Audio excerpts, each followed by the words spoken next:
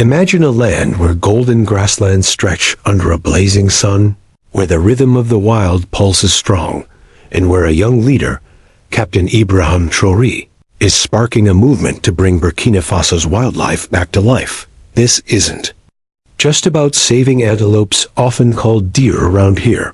It's about rebuilding a nation, creating jobs, and showing what's possible when people unite. This story hits hard for anyone who believes in grit, hope, and a better tomorrow, no matter where you're watching from. Picture Traoré standing tall in Burkina Faso's Arli National Park, dreaming of a future where antelopes run free, their numbers growing, and their presence powering a brighter economy. This is a tale of revival, where wildlife, culture, and progress collide to inspire us all. How did this dream take shape, and why should it matter to you? Let's dive into this epic journey and see how Burkina Faso is rewriting its future. One antelope at a time. Burkina Faso, a landlocked gem in West Africa, is a wildlife paradise. With 4 national parks and a dozen conservation zones that are home to 147 mammal species. Think roan antelopes galloping across the plains, Bihar, reed bucks darting through the grass, and the shy water chevrotain, nicknamed the fanged deer, hiding in the forests. These animals are the heartbeat of Burkina Faso's landscapes, but they are in trouble. Poaching, shrinking habitats from deforestation, and tough droughts since the 1970s have cut their numbers down hard. The roan antelope, a symbol of strength in the Sahel, is down to just a few thousand. But Traoré sees a way forward. In 2024, he rolled out the Sahel Antelope Revival Plan, a game-changer to save these animals and turn them into a spark for Burkina Faso's economy and pride. This isn't just about wildlife. It's about showing how a small nation can dream big and make waves on the global stage. Let's set the stage.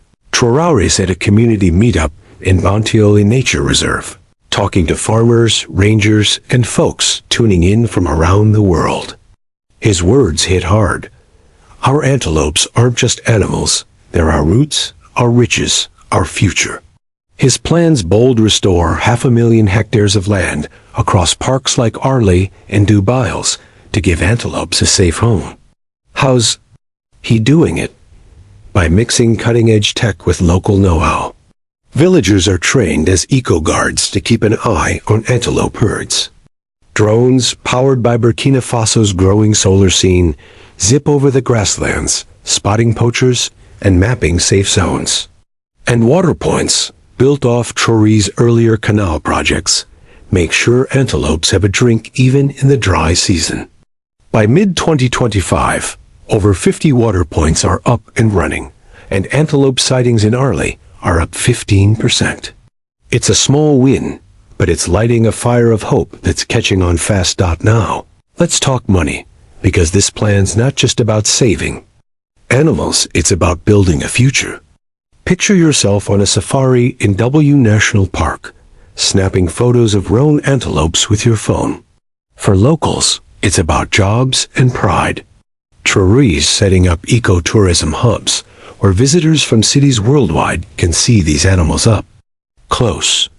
In 2024, tourism cash jumped 10%, and experts say it could hit $200 million by 2027 if the antelopes keep thriving.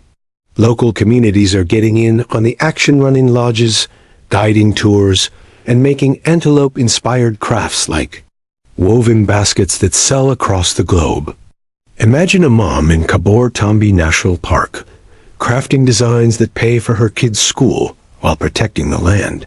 Traoré's also pushing a Made in Faso brand, sending antelope-themed leather goods and art to stores in global markets. Every antelope saved means more jobs, stronger families, and a prouder Burkina Faso. But it's not all smooth sailing. Poaching's a real problem. Back in 2020, militants hit reserves, taking out rangers and hunting antelopes for food. Traoré's not backing down. He's rolled out elite ranger teams, trained to stop poachers in their tracks, and hooked them up with Made in Faso drones and trucks.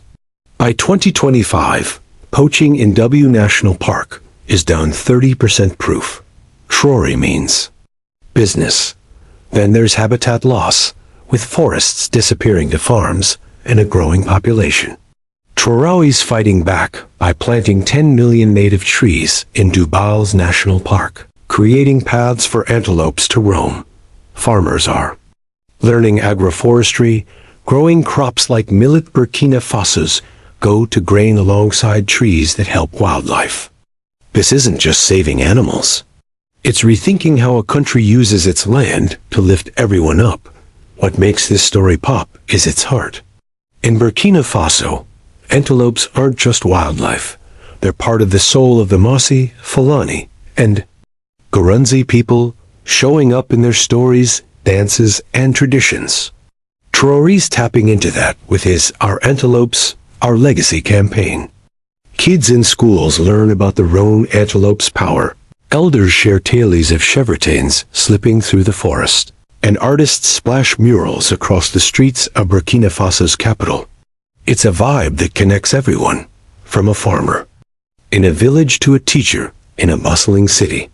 Global groups like the IUCN and BirdLife International are backing it too, pledging $50 million in 2025 to keep it going. But Trory's clear. This is our land, our animals, our future.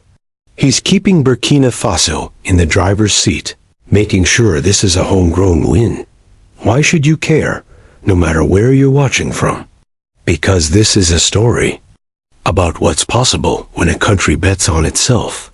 Trory's plan shows a nation hit hard by drought and conflict can still rise up. By 2026, they're aiming to double the roan antelope population to 5,000 and make Burkina Faso a conservation superstar. It's a model for the world. Wildlife thriving, economies growing, communities coming together. And they're not stopping here.